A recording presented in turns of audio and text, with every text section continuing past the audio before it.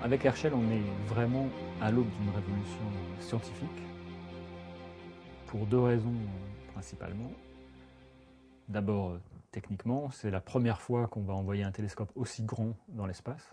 3,50 m, c'est plus grand que le télescope spatial Hubble. Donc ça veut dire pouvoir de résolution et sensibilité.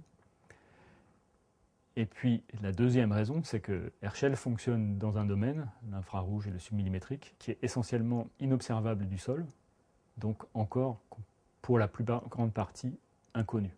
Et on sait, par expérience, que quand on ouvre comme ça des domaines de longueur d'onde jusqu'ici inconnus, ça signale une explosion de la connaissance scientifique qui est en général énorme.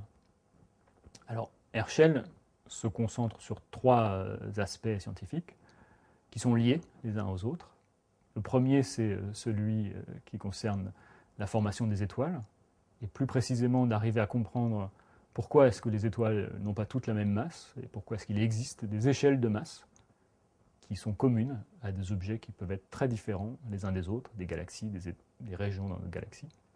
C'est quelque chose qu'on a pour l'instant beaucoup de mal à comprendre, on a des idées, et on pense que ça se situe justement à un moment du processus où l'essentiel de l'émission est dans le domaine submillimétrique et infrarouge, c'est-à-dire dans le domaine Herschel.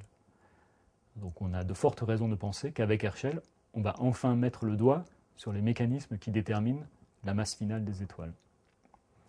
La formation stellaire, c'est aussi le moteur principal de l'évolution des galaxies, parce que ça consomme du gaz et de la poussière, que ça rejette des métaux, des éléments lourds, enfin bref, tout ce qui constitue le monde qui nous entoure, et que ça rejette de l'énergie, et que ça fait donc changer les galaxies au cours du temps.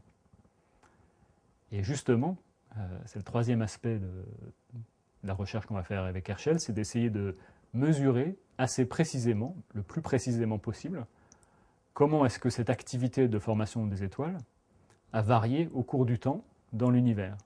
Parce que ça, c'est une reconstruction de l'histoire de l'univers et de l'histoire de la formation des galaxies. C'est quelque chose qui est très compliqué à faire parce qu'il y a beaucoup d'ambiguïté associée avec cette détermination de variation du taux de formation d'étoiles. Et justement, en allant travailler dans l'infrarouge et le submillimétrique, on pense que c'est là qu'on peut avoir la mesure la plus précise de ce taux de formation stellaire sur des échelles de temps de plusieurs milliards d'années. Et donc avoir comme ça une reconstruction précise de l'histoire de notre univers.